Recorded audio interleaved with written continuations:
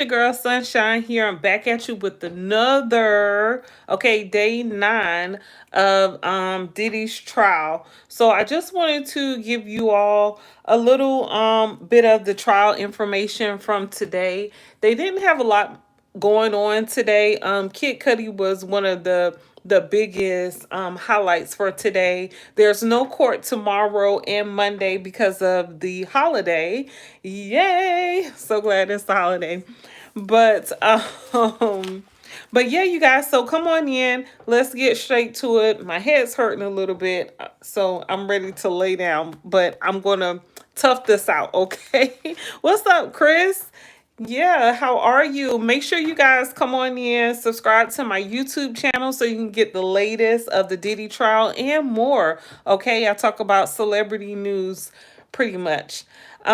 Make sure you guys give me a thumbs up as well, and let's get into it. So like I said, today was pretty much a very chill day.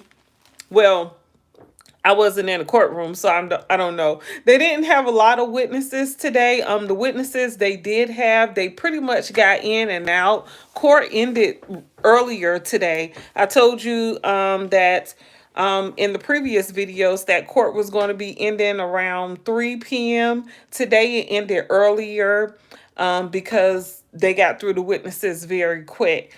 Yeah, the defense wasn't really with it today. They ain't really got much to go on. And I'm not trying to, side on the be on the prosecution side, but they ain't really have much to work with today. I mean, they did try it with one witness, but they ain't really have much going on. So anyway, let's get into it. So if you don't remember, what's up, William? Hello, my friend. How are you? So today they had Kaplan. He was on the stand yesterday as well. So they got him back on the stand today. They said, when did you carry cash for Diddy? So again, George Kaplan was the executive assistant for Diddy. They asked him, when did you carry cash for Diddy? He said about 50,000 on his private jet. They asked, did you pick up cash for Diddy? He said about $10,000 at the Western Union from Combs Enterprise. The government asked, what long-term relationships did Diddy was Diddy involved in? He said Cassie, Kim, Gina. Who is Kim? The government asks. Is this the government? Oh yeah, the government asks. He says the mother of Diddy's children. They asked, who is Cassie? He said Cassie was Diddy's girlfriend. They asked, who was Gina? He says another one of Diddy's girlfriends. The government asks, the jet flight to Las Vegas, what was the layout of the plane, of the jet? He said it was 4 chairs, then a partition, and then there was a chair on by the window. Let's see here. They said, when did you witness violence by Diddy and Cassie? And why didn't you intervene? He said, my career, pretty much, saying that his career was, he would have lost his career. The government asked, the last glass break-in, what did Diddy do? He said he came from Cassie and stayed in the back.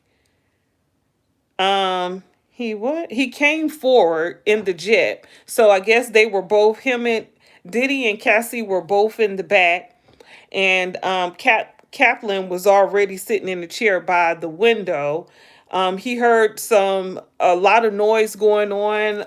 Then he heard broken glass, and then Diddy came from out the back. Diddy came to the front from the back, and Cassie stayed in the back. He asked. Diddy asked Kaplan to get some creams for Cassie to conceal her bruising on her face. The government asked, how did you pay for it? He said the corporate credit card. He said he was only 23 at the time. So the government was asking him, a lot of questions about him hearing Diddy and Cassie going back and forth with it, and then afterwards seeing Cassie with bruises on his face, and they were pretty much trying to figure out, like, why didn't you intervene? Why didn't you step in? And he was just pretty much saying, like, I was young, I just got this prominent career working with Diddy, who was an icon at the time, and he didn't want to mess that up. I mean, you can understand that, right? Let's see here. Let's see here. Diddy he said he asked him to get the creams to conceal the bruises. They asked, why did you leave Combs Enterprise? He said, I didn't like covering how they were covering up things. Diddy told him to buy witch hazel. Or Diddy asked him to buy witch hazel and a couple of other items for Cassie and Gina. So he didn't like having to keep covering up. Um, or I guess he didn't like the fact that he couldn't intervene. If he would have said something, he could have lost his job. So he said he ended up quitting because he just said it was too much. He couldn't deal with it. Plus, he used the excuse at the time his dad was going through prostate cancer. So when he quit, he told them, KK and Diddy, that his dad is going through prostate cancer, and it would be best if he would leave. He said Diddy threw things at Gina in the entryway of his home on Star Island. They asked, what was he throwing? He said Diddy was throwing green apples at Gina. They asked, how hard was he throwing the apples? And Kaplan said, very hard. Later, I took the medication bag into the room. Diddy wanted me to leave quickly. So Diddy requested that Kaplan come in there, bring the medication bag. Now, the medication bag had, prescription rugs and non-prescription rugs in it. So he probably wanted to get, that was Gina he threw the apples at. So he probably wanted to just get Gina, intoxicated. So on the substance, so, her pain could go away. Let's see here. Then what they asked, he said, I heard Gina at the gate and male voices. And they asked, who were the male voices? He said, Diddy's security. The government asked, when you left, what did you do? He said, I collected myself first. Then I went to work for an integrated marketing firm. Agnifilio came and he cross-examined Kaplan. He asked, why did you go to work for Diddy? And Kaplan said, he was an incredible entrepreneur. I have learned a lot from him. Agnifilio, he asked, what did you learn from Brian? No, he said, what did Brian do? And he said Brian was the COO. I'm not sure who Brian is. I forgot to get some follow-up questions on that, or follow-up information. He was ensuring the profitability of each unit. I was an employee when Revolt TV launched. So George Kaplan was around when Diddy got with the Revolt TV. Let's see here. The defense asked, tell me about it. He said, we were on the 6th floor of the 1710 Broadway building. Everyone was there. It was momentous. He said, the government asked, he said diversity was important to Diddy, right? And he said, especially for African Americans. So not really, but I mean, especially for African Americans. So I guess the defense team is trying to say Diddy is this icon, okay? He gave a lot of people jobs. People loved him. I'm pretty sure that's where they were going with that. The defense asks, what did Blue Flame do? And Kaplan said marketing for Ciroc. And what is Diageo? Diageo? They own Johnny Walker and others. So that's the alcohol brand Diddy had. He said Diddy set up a marketing for Ciroc. The defense asks, "Your job, what was it?" He said, for example, Diddy would say, "We are going to leave the house." He meant 3 to 5 minutes. I had a checklist for his bags and toiletry items.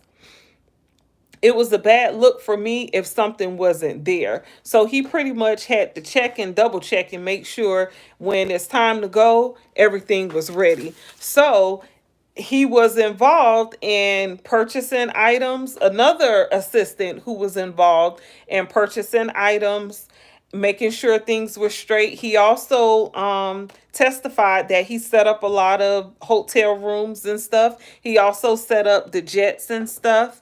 So that's why the government, got him on the stand here because he was responsible for a lot of things, especially when it came to making payments, and he saw some stuff also.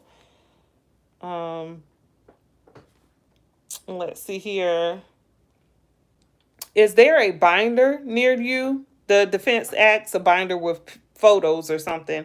He said, I can't read that. Kaplan, it says Southern District. Kaplan said. The defense asks, I'm handing you something to recollect your memory. Take a look at it, as long as you want. The defense asks, you ran an off-site training, you're a graduate from Harvard Business School. Also, Kenny Burns. He said, yes, I remember. You were effective, right? He said, I worked very hard. I don't know how y'all answer, but was it good or bad? He said it was complicated, talking about working for Diddy, because Kaplan did say that it was that he appreciated working for Sean Combs Enterprise. He said he loved the fact that he got that opportunity. He was very young. He was only 23. So the defense, Mark Agnafilo, he was asking, trying to make him seem like, oh yeah, I just love Diddy. So when he asked him, you like how was working there? You liked it, right? He was like, it was complicated. he was like, all right, don't get too happy with it. The government asks, he didn't need to yell at you, right? When you brought the two things of water, he said, I work hard. Okay, who was Biggie? The government asks. He was a huge rapper who unfortunately passed away. The defense asks, wasn't I'm sorry, the defense had asked, he didn't need to yell at you. He didn't mean to yell at you about the waters. So pretty much trying to make him, I don't know, trying to make Diddy sound like, oh, he didn't mean to yell at you about the waters. If you don't remember, yesterday, George Kaplan testified that Diddy had requested a liter of water from him, and he brought 2 half liters of water. So instead of bringing one bottle, he came back with 2 bottles, and Diddy was mad at him about that. So let's see here. So the defense is asking, who was Biggie? He said, a huge rapper who unfortunately passed away. Wasn't Biggie B-Day a holiday at Combs Enterprises? He said, yeah. Inner City Press also let us know that Kid Cudi was entering the building at this time. So while George Kaplan was on the stand, Kid Cudi was coming in and sitting down, just to give you some context there. The defense asks, was it a creative environment? He says, absolutely, absolutely. It attracted all kinds of creative people, lawyers, musicians, advertising people. The defense asks, you used a corporate credit card, right? He says, yes. How did Diddy pay? He said, KK, Christina Coram. She held his wallet with the black American Express in it. The defense asks, You had no reason to think he kept track of how many baby oils he paid for, right? And Kaplan said, no reason. The defense asked, did he like applesauce, right? Kaplan says, yes, he loves applesauce. And the defense asks, especially on cheeseburgers, right? And Kaplan said, on everything. I don't understand why he went from one thing to the next. I told you guys, like, if I was in the courtroom, maybe it would make more sense. But the questions, they don't ask them in order. So if it sounds like I'm reading them out of order, it's not me doing it. That's just how the defense and the prosecution was asked, how they ask questions. It sounds weird, but I don't know. Maybe it's a rhythm to it. It's probably something to how they ask questions going back and forth and stuff. But I've never went to law school, so I'm not sure. The defense said, let's talk about the plane. You heard glass breaking, but you didn't see it, right? He said, no, I didn't see it. The incident was with Gina. You walked into the house. There's a thin table. So now he going back to the house. And Kaplan says, I don't know about no table. The defense asks, you don't remember how a person, oh, yeah, you don't remember how a person could get out of the gate at Star Island? He said, no, I just heard screams and commotions. So Diddy and Gina, the confrontation happened in the house in Diddy's bedroom. And the defense, Mark Agnifilio, he asked about Gina being at the gate, trying to get out the gate. I guess he was trying to make it seem like maybe Gina was screaming or upset because she couldn't figure out how to get out the gate versus being hit with those green apples. Oh my goodness. And why the green apples upstairs anyway? I just don't know. But let's see here. The defense asks screams of terror or how to open the gate. That's what it could have been, right? He says, no, I don't know how to distinguish between the two. The defense asks, did he threaten your job? Did he ever threaten to hurt you? He said, no. You talked about Kim Porter, how she was different. Kaplan said he respected her he respected her. They had incredible kids. Thank you, Agnifilio said. He also asked, when you set up the hotel room for Diddy and Porter, meaning Kim Porter, there was no baby oil, right? Kaplan said it was lotions. You expressed caution about hotels. Why did you clean the rooms afterwards? He says the hotel staff could sell photos. Everyone wants the payday. The defense asks, you sent him a photo of Kim Porter. He says, yes, it was after she died. I was heartbroken for him. You were close? Trying to make it seem like they were best friends or some shit. Like, what?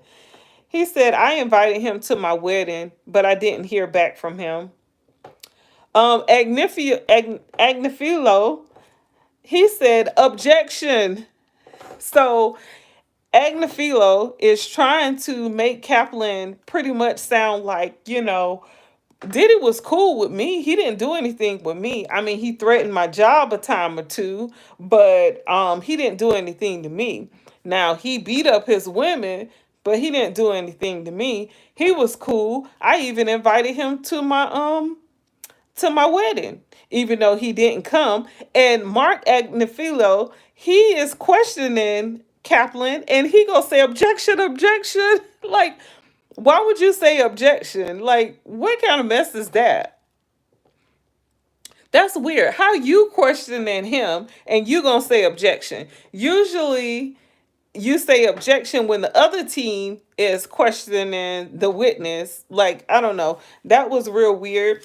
I think he forgot where he was at. Then he asks, he asked Kaplan, "You respecting him, right?" And Kaplan said, "Yes." The defense asks, "What's this photo?" Showing him a photo. He says, "Me, KK, Diddy at Teterboro Airport. Diddy had just brought his jet. That's why there's champagne there. So it must have been champagne in the picture, a bottle of champagne or something." He says, "You're happy there, right?" He says, "No, refresh it. It's that I was glad I had found the mascara in the back seat." So I guess Mark Agnifilo is asking him, "You're happy in that picture, right?" And George Kaplan is saying, "No, it's because I found the mascara in the back of the seat." So some woman must have dropped her mascara in that seat. And if he the pickup man, he the cleanup man. So if he wouldn't have found that mascara and another chick would have found it, or Diddy would have found it, that would have been real bad for him. Okay, his job would have been threatened. He probably would have been fired. So Mark was like, "You look happy in that photo." He was like, "Nah, that was because I found that mascara." So that was funny. The defense said they found you and subpoenaed you.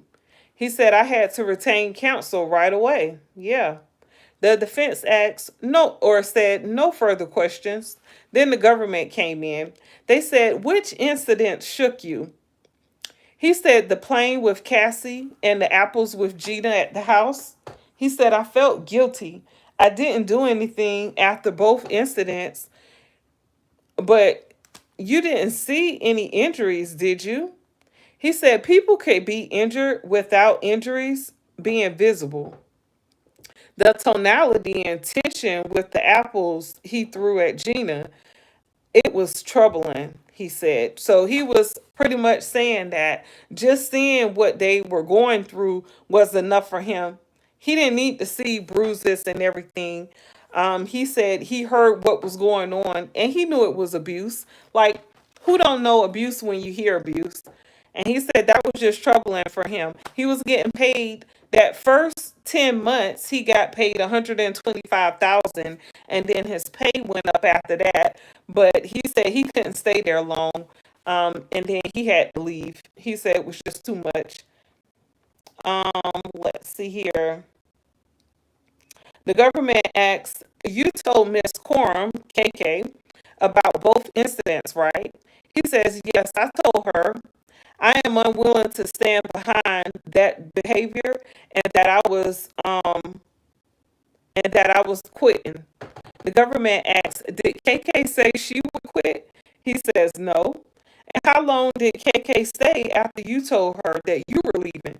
And he said, "Just recently, because if y'all don't remember, KK just left. What, either the beginning of this year or the end of last year? She just left, and I really feel like she probably got threatened somehow because she's been there before all of these employees and stuff. She was there for a very long time. So to see her still be there until just recently is troubling because she would have had to witness a whole lot of stuff. She knew about a lot of stuff that was going on that was illegal, and she stayed there. And being a woman, that is pretty strange right there. So anyway, y'all, so then the government calls their next witness, which is Kid Cudi, y'all. Kid Cudi was in the building, okay, looking sharp. Now, most people when they go to court, they'll wear like a suit and tie, or they'll dress up in like a professional attire. Kid Cudi came there with a black leather jacket on, a white t-shirt or a white shirt, and some light blue jeans.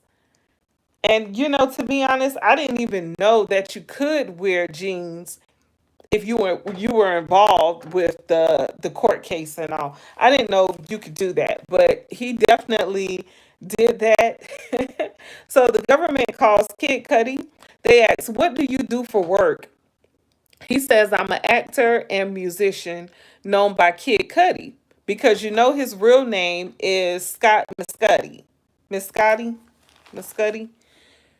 Miss Cudi, yeah. Let's see. They showed him a picture and asked, "Who is this?" He says, "Cassie. We dated in 2011." Who else was she involved with? He said, "Sean Combs." What did you know about their status? He says that they had some problems. They weren't dating anymore. In December 2011, did the law enforcement respond to your home? He says, "Yes, I had a break-in. Cassie called me at 5:30 a.m., 5 or 6 a.m. She said Diddy found out about us. She asked me to pick her up, so I did." Yeah. He said, "Why?" the government asked. She was worried. What was her demeanor? The government asked. He says, "Very stressed and worried." Where did you go? He said, "The Sunset Marquis Hotel." Why? He said, "I thought it would be safe and off the radar." Who else did you speak with? He said, "Capricorn Clark." Um, she sounded near tears. I thought that was so strange how he said she sounded near tears. Like, who talks like that? What did she say? He said, "Diddy was in the car near my house." Brian still said, "Objection." The judge said, "Overruled." You called Diddy. I did. He said, "I'm over here waiting for you." The government asked, when you arrived, what did the outside look like? He said, "Pretty normal." Any security cameras? He says they were asking if he had any security cameras at his house.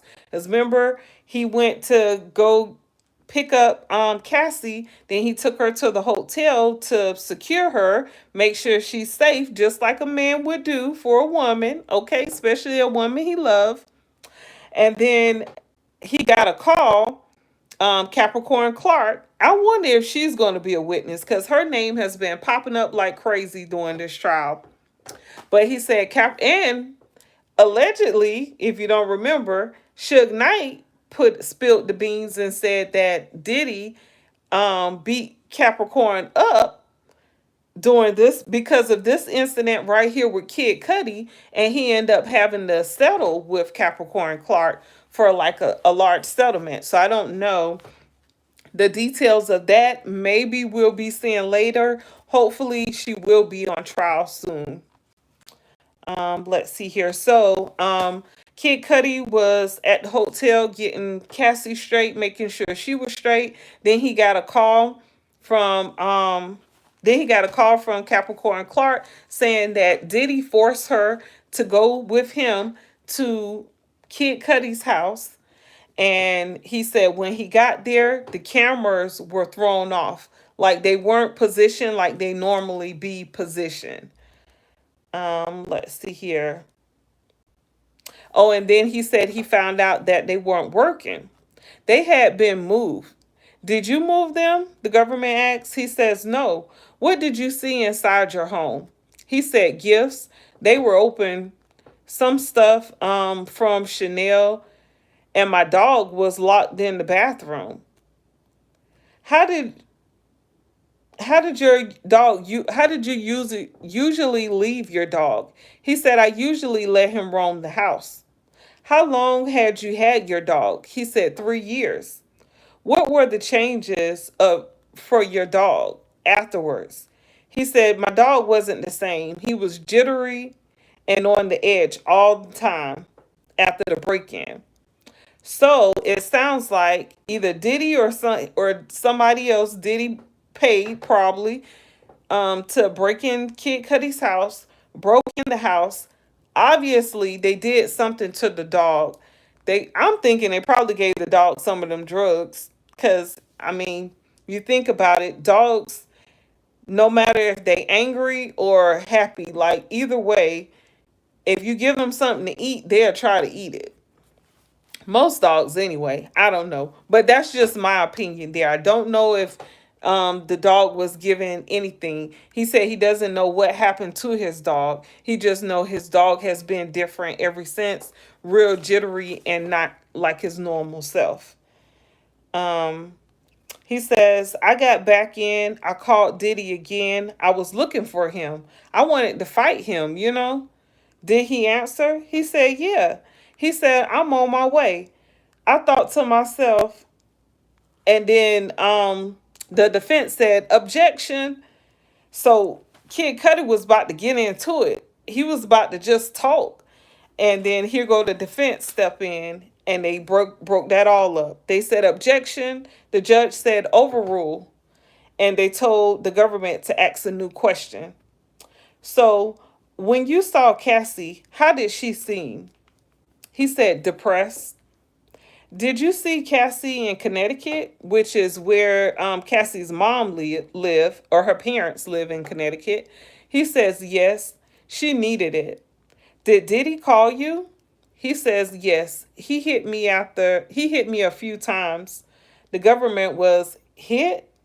He said he called me. He in there doing all this street talk. What did you see that I didn't? What did you say? He said that I didn't want to talk to him. He broke into my house and hurt my dog. Did you and Cassie break up? He says yes. And what about your car? He said my dog sitter called me, told me it was on fire. Where were you? He says at a relative of my ex-girlfriend's house. The government asks, where did you go? He says, to my house. Um, the government showed him 6 photos. They asked him, do you recognize these? He says, yes, that's my Porsche. That's the damage to my Porsche from the Molotov cocktail. They asked, who took those photos? He says, Chip, a good friend and collaborator of mine. What's depicted here? He says, that's the hole they cut in the roof to put the cocktail in. The government asks, was the damage present before the sitter called you? He says, no.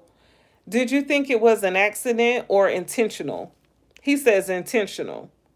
Where did you last see Cassie? He said, at the Soho house. I reached out to Diddy and said, let's talk this. Let's talk about this. And things are getting out of hand. The defense still asks for a sidebar. So the government is questioning Kid Cudi, and the questions are coming in and they're getting through it. And then here go Brian Steele. Brian Steele, if you don't know, was Young Thug's lawyer. So here goes Brian Steele. Can we get a sidebar?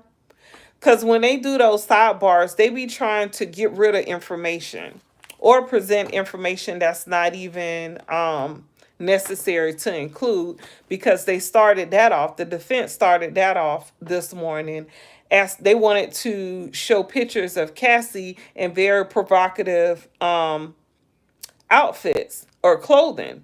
And the judge wouldn't allow most of them. He allowed a couple, but most of the photos he wouldn't even allow because he said he didn't see how it was relatable. But I feel like the defense is trying to make Cassie look like a hoe and uncredible. You know, they're trying to make her look like, you know, pretty much like she's a liar and all types of stuff. So they probably wanted to show those pictures to make it look like, you know, she's this provocatively dressed person who likes having freak offs, you know, likes getting her behind whipped too, I guess. I don't know. But let's get back to it. Okay, let's see here. All right, so still asks for a sidebar. The judge asks, do you have an objection? Still say yes. The judge said sustain, disregard, or move on. The government asks, who set up the meeting at the Soho house? He says, D-Rock and my manager. What was Diddy doing? He said, standing there like a Marvel supervillain. He said, when were he said that Diddy said we were homies. You know that's my girl. The government asks, what did you say? He said, I thought y'all had broken up. Diddy offered me water twice. It was weird. Diddy was super calm. What did Cassie say? That we had fallen in love. Things happen. What did you say to Diddy? What about my car? He said, I don't know what you're talking about. And then Kid Cudi said, I just walked away. And the government asks, did you see Diddy later? He says, yes, at Soho House, about 2 years later. He said, I'm sorry for all that BS. I was surprised, so I found peace. He Kid Cudi said, I was surprised that he said that he was sorry. So he said he found peace with the situation, the whole situation, and he let it go. But y'all, if you think about it, Diddy is like they said, an icon, especially at that time. And he has a lot of connections. You see, you've heard that he's been meeting with presidents like Obama. So if Kid Cudi wanted to keep his career, the best thing for him to do is just move on. Like, what else can you do? You're going to press charges on somebody, a person like P. Diddy, and expect to make music and have movie roles and stuff. That's not going to happen. So I definitely understand why, he just moved on. But it gets better, y'all. Listen. So let's see here. So the government said no further questions at this time. The judge said, Mr. Steele said, I want to ask you some questions about your Porsche in 2022. Kid Cudi said 2012. Steele said, oh, I apologize. You get a call about damage to your vehicle. Did you have any surveillance photos? He says, no, my dog sitter did send me some photos. On my next page. Let's see.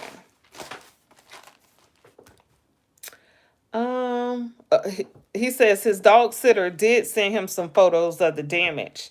The DNA taken, are you aware it came from a female? The government said, objection, objection. No foundation. The judge said, sustain. So the defense asks, did you know there was DNA results? Kid Cudi said no. Miss Ventura told you it was over, meaning the relationship between her and Diddy. So now they're trying to make her look like a liar and everything. So listen. He says, we just stopped talking. Still asks, did you tell this honorable court and jury that Cassie played you? He said, yes. She played you and you had no clue. He said, no clue. In 2011, you went on tour. Kid Cudi said, yes. 65 locations, right? Still asks. He says, yes. At that time, Diddy was an icon, wouldn't you say? Kid Cudi said, yes. You and Cassie had an actual relationship. The government said, objection, objection. I feel like that question came from Diddy. Like, Diddy just wanted to know if they were actually actual, SE actual. But because I think they were together for like 2 months. All this happened within 2 months. The first time they got together, a couple weeks after is when the break-in happened in his house. And then he said, like, within a month, that's when his car got damaged. So the government asked for a sidebar. They came back, was still questioning him. He said, do you want to tell me something? He says, Diddy asked about me doing a song with Cassie in 2010. So that's how he met Cassie. Diddy requested Kid Cudi to do a song with Cassie. That's how they met. Then the next year, 2011, they messed around real briefly.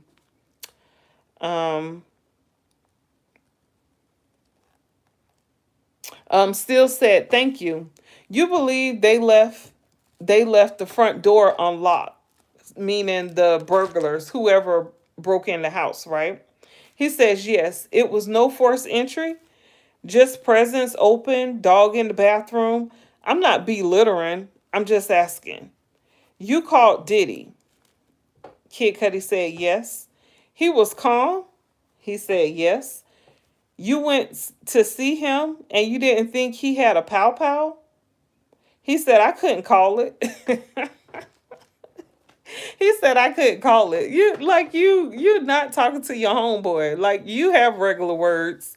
You don't know how those jurors are going to respond. Some of them might not understand his type of lingo or the language he's using, but he didn't care. He said I couldn't call it. You are a strong person. That's how you categorize yourself, right? He says yes. This crossed the line. Cassie told you she was abused, right? He says yes. But she never said she was actually abused, right? Why would she say she was actually abused? I don't That sounds very weird. Like she's talking about she's like that's her dad or something. I don't know why he asked that question. She did not Kid Cudi said she did not. She didn't say she was actually abused. You loved her. Tell me if I'm wrong. He said I did. You got played by the same person who played Diddy. He didn't say anything to that. In 13 years, have you ever been notified in California that there has been any more action on this car fire? He says no. Did Cassie have multiple phones? He said I don't remember. And the defense asks 3512.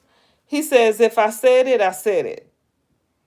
So he was pretty much like, I don't remember if she had multiple phones. So telling me numbers of phones is not gonna refresh my memory. Do you know what a burner phone is? He says untraceable. The trespass, you call it a break-in. Cassie told you she gave Diddy your address, right? He says yes, that morning. No further questions, the defense says. And the defense says thank you. And Kid Cudi said no problem. So it's like they were trying to make it seem like Cassie played you and she played Diddy. And she's a player, right? All right, man. Like we know what time it is here. It was pretty much given that type of vibe in the courtroom with Kid Cudi in the defense. Even though Kid Cudi made it very clear that Diddy is a danger. He is a dangerous man. So the government crossed and they came back and asked, "What did Cassie confide in you about the abuse?" He says that he would hit her and kick her. The day of the break in, was she carefree? He says no. What did Capricorn Clark tell you? He says that Diddy and an affiliate forced her into a car to come to my house, and then I called the police. How would you describe Cassie that day? He says she was shook about him finding out about us. Why did your relationship end? He says the drama was getting out of hand. I wanted space, so he had to end it. The government asks what drama? He says the break-in, my safety, her safety. Still said objection. The judge said sustain.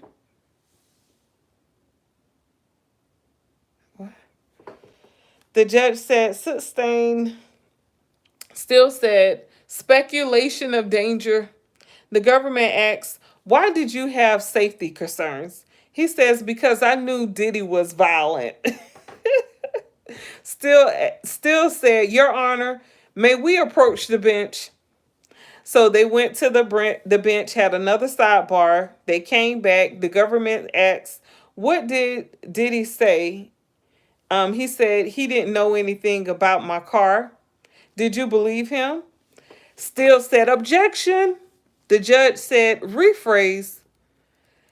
The government asked, what was your understanding? Cudi said that he was lying. The government said no further questions. and then they went on lunch. So that was all of Kid Cudi's statement right there. He was pretty much straight to the point. Okay, straight to it. He got right to it. So then they had another witness. They had a celebrity makeup artist. Her name is Mila Morales. The government called her. They said, "Do you recognize anyone you work for in the room?" She says, "Diddy, gray sweater with the white collar." They said, "When?" She said, "From 2000 to 2005. And then they asked her, "And then who else?" She says, "Rihanna." And they asked her, "Who else?" She says, "J-Lo and Cassie." So she wanted to pretty much put her make sure everybody know that she worked with a lot of celebrities, okay? Because I'm pretty sure they were asking about Cassie, but she's like, Rihanna and J-Lo.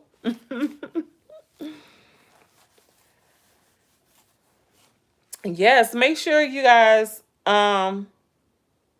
give me a thumbs up here. Make sure you subscribe to the YouTube channel. I really would appreciate it. Thank you kindly. So let's see here. When did you work with Cassie? She said 2007 until COVID, up until COVID. She was like a little sister to me. How much older are you than her? She says just by a few years. Did you see her with injuries on her face? She says yes, the 2010 Grammy weekend and Prince party. Where where were you with her? She says, we were in Beverly Hills. I fell asleep in her room and I woke up to commotion. Cassie walked in and then Diddy walked in behind her asking where the F she is or she was at. What did he do? She said he walked in behind Cassie and shut the door. So they were in a hotel. I guess there's like a lot of parties going on. This was Prince party. So I guess Cassie went to Prince party this particular day with the makeup artist, or the makeup artist was there with her.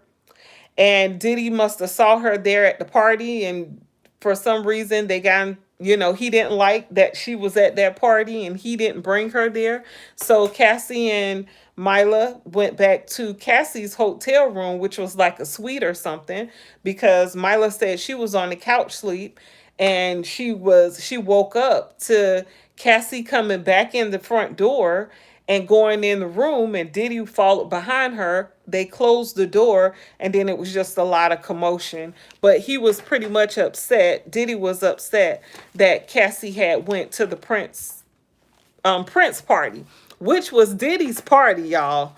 So if you don't remember, I did speak about this party in particular here, but let's get back to it.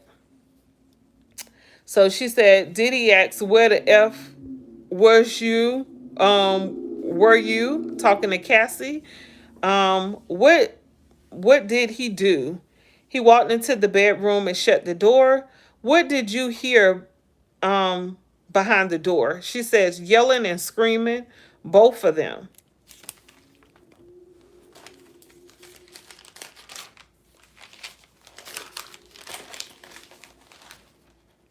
Then Diddy left. What did you see next? She says Cassie had a swollen eye, a swollen lip. She had knots on her head. I packed her things up and we went to my house. And then what happened? The government asked. She says, my doctor friend came over to see if she had a concussion. What were you afraid of? She says, Diddy, I feared for my life. So Astavio, which is one of Diddy's lawyers, she said, objection. The judge said, overruled. So the government asked, how long did she stay? And Mila said, a couple of days. Have you done interviews about this? She says, they asked, have you done interviews about this? A couple were, she says a couple. They asked, were you paid? She says no. So I guess maybe she did some interviews telling the story and she wasn't paid to do it. So like she was giving this information for free. Let's see here. Did you provide evidence?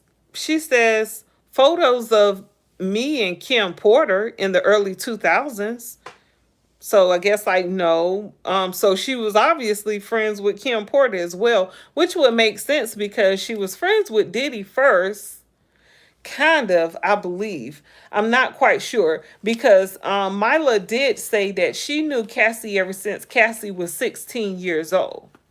And she said she met Cassie when Cassie was 16, but she didn't work for her at that point, but she met her when she was 16. Because remember, Cassie was, she was in that industry and also trying to be a model at the same time. So, she probably was around a lot of different people and met a lot of different people, but she didn't have the connections until she got with Diddy.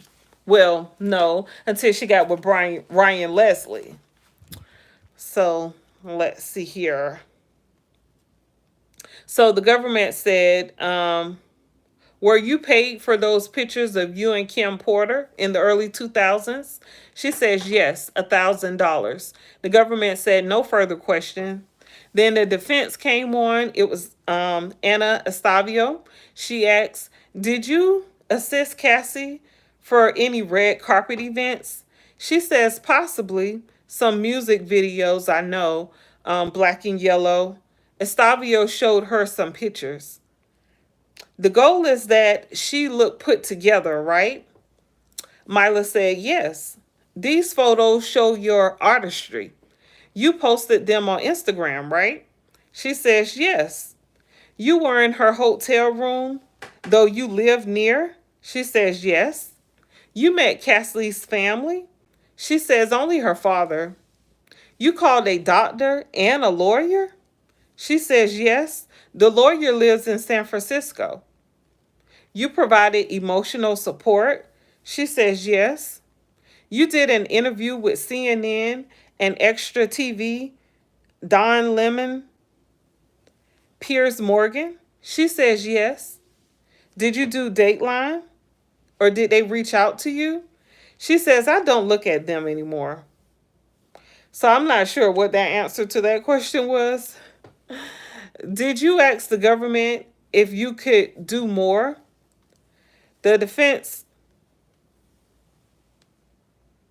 the defense asks, so you asked permission to speak to Dateline. She says, of course I asked. So I guess to get on Dateline, you must have to request to be on Dateline or something. That's why she said, yes, of course I asked to be on Dateline. So I think they're trying to make her look like, okay, she is probably trying to be out here and to get money. She's friends with celebrities. She's paying for stories.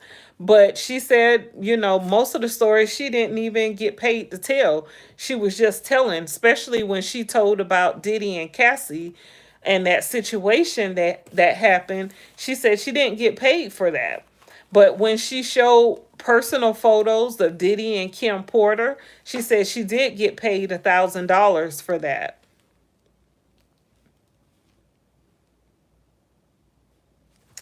What?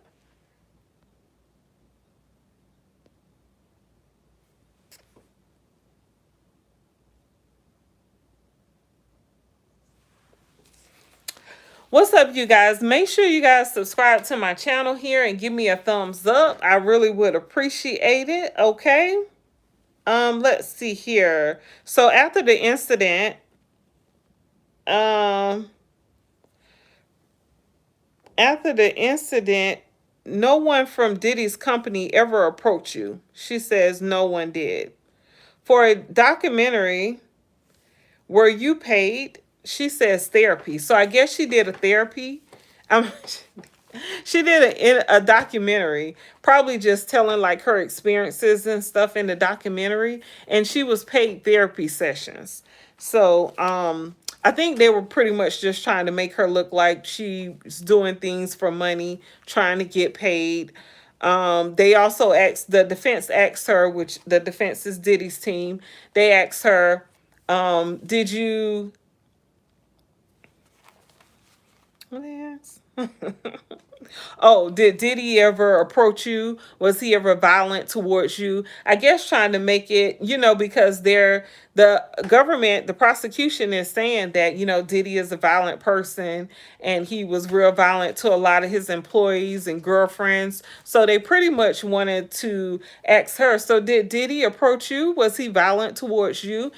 Trying to see if he was just this violent person, even though Kid Cudi had just got off the stand and said, he know that Diddy is violent. So then they called the next witness, which is Frederick Zamora. And Frederick Zamora is a general manager of the La Hermage, the La Hermage, La Hermage. I don't know how to pronounce that. It is a hotel in LA. The government called him as a witness and they asked him, "Why are you here?" He says, "I received a subpoena." They ask, "Are you familiar with hotels and reservation systems?" He says, "Yes, we have a system called the Opera. We enter personal preferences in there. How long do y'all keep them?" He says they stay in the system forever. So they're pretty much wanting to find out about the names and hotel, how Diddy keeps the hotel up at this point. So y'all check this out. So he said, "Who reserved the room for Diddy?" He says, "A Ryan Lopez, but other names were used."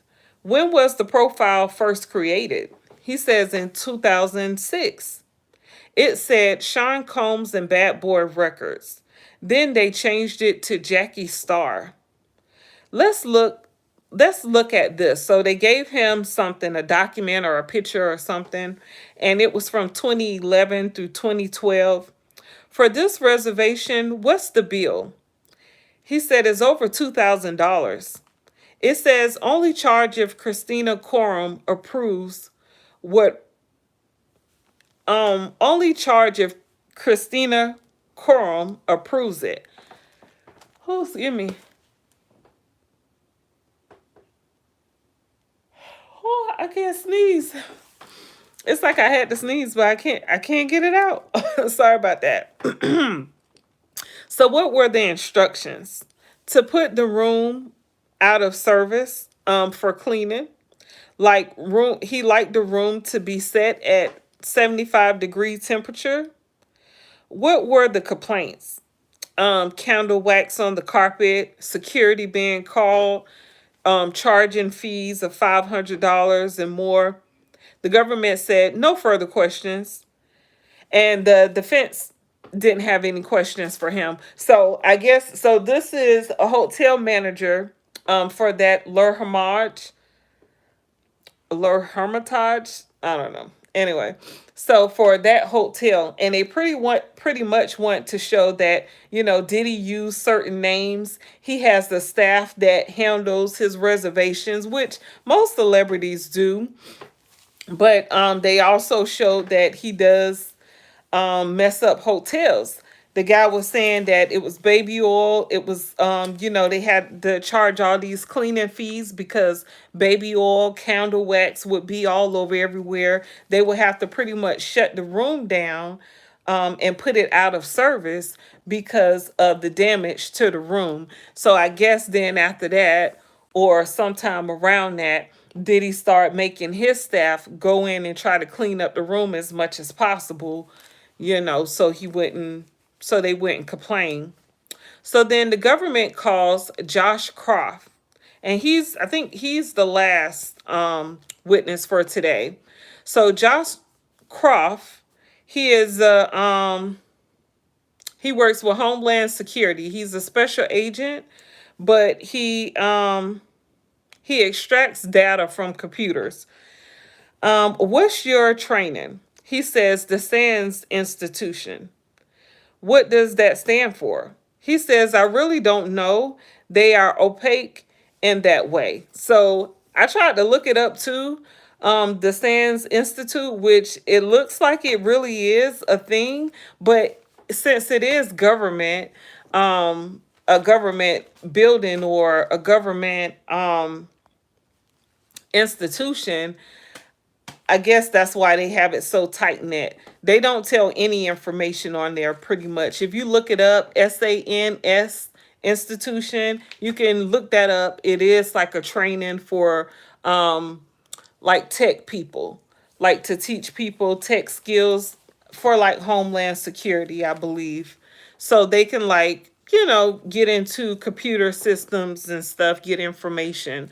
But it's very vague on the website. It almost looked like a fake website, I'm gonna be honest. But I guess that's how government stuff is. I don't know. Let's see here. What tools do you use? He says the TXI and the digital collector. Whose laptops did you extract? He says Cassie Ventura. This is a MacBook Pro, roughly from 2010, 2011, with a white case, he said. Did you boot it up? The government asked. He says I got into the MacBook factory default screen, but you got data, right? They asked. He says yes. What is unallocated space? Um Croft said something not viewable, like detected. He explained how computers store data. You have a table of contents. A file can be stored in unallocated spaces. So on these three laptops, I guess he showed him a picture and showed the jury a picture. So there were two MacBook Pros and then a MacBook Air that he broke into pretty much. And so that's the three MacBooks that the government is speaking of. So the three laptops, how were they backed up? He says iTunes was used before iCloud. Some looks a little funky, but you can validate it, right? He says yes. The government said no further questions. So Teeny Garagos, she's Diddy defense.